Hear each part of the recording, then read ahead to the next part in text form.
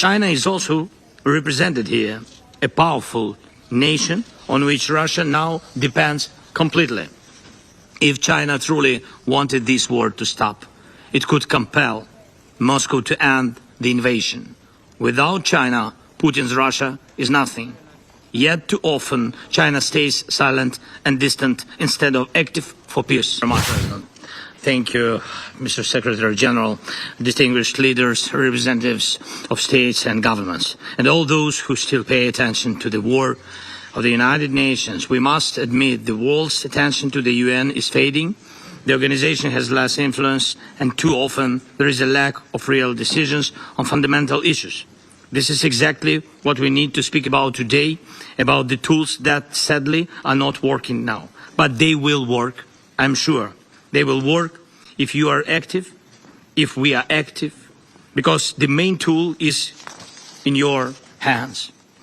First of all, I thank the Republic of Korea for this meeting of the Security Council and for the opportunity to call for peace.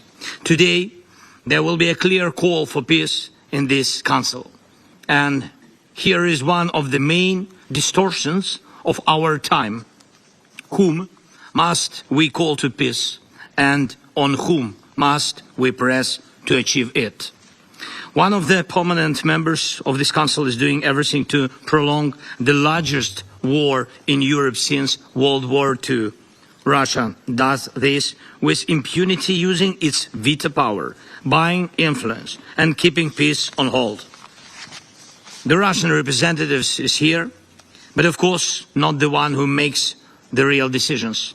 That man fears to sit face to face with Ukraine and the world and openly admit he wants only war. Instead, Putin sends delegates who cannot and don't want to stop the bloodshed.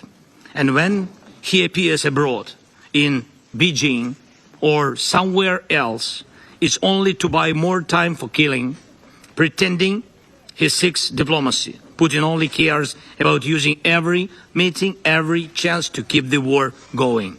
Each day, Russia kills our people, destroys our cities, and leaves no sign it will ever return to the principles of the UN Charter. China is also represented here, a powerful nation on which Russia now depends completely. If China truly wanted this war to stop, it could compel Moscow to end the invasion. Without China, Putin's Russia is nothing. Yet too often, China stays silent and distant instead of active for peace. The United States of America is present here as well, a strong nation that supports our defense, and we've said yes to every proposal from the US president for a ceasefire and talks with Russia to bring peace. But Russia always says no, or tries to confuse everyone so that even a ceasefire can't happen. And I met with President Trump just now, and we spoke about how to finally bring peace, and we discussed a few good ideas, and I hope they will work. And I'm grateful for this meeting, and we expect America's actions to push Russia toward peace. Moscow fears America and always pays attention to it. The United Kingdom is here, a permanent member of the Security Council. France is here, also a permanent member. Both nations support us, support our people, our independence. Both promote diplomacy, and both are parties to a document that was supposed to be a positive milestone, together with the other permanent members of the UN Security Council. But instead, it became a warning to the world. The Budapest Memorandum, meant to guarantee Ukraine's security in exchange for giving up nuclear weapons, failed. It proved that international promises can turn into blabbering.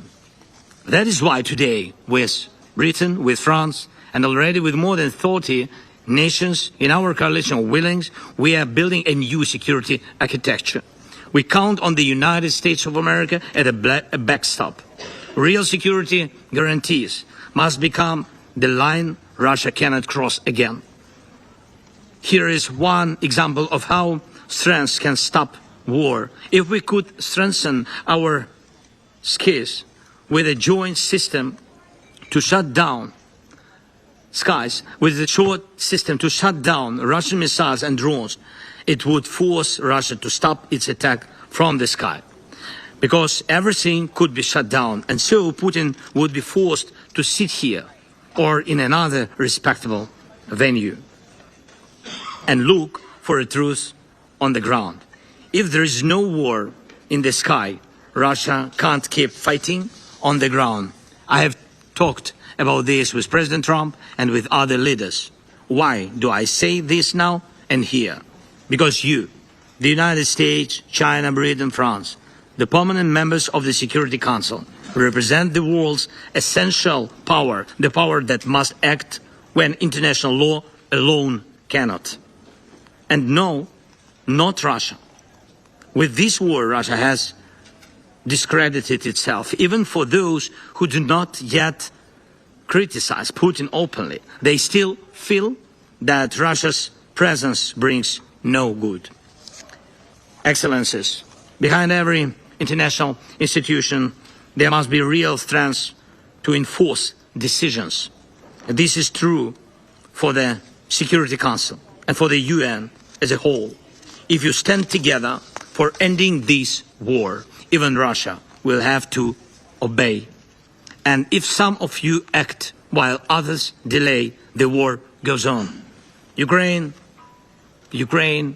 wants peace more than anyone in the world. The front is on our land, and we mourn our people, and we try to save our cities and to save our small villages. Russia ignores its dead, blind to its own losses. But one day it will see and it will hear, and it will happen when it sees your actions, when it hears your united call for peace. That is my appeal to you today.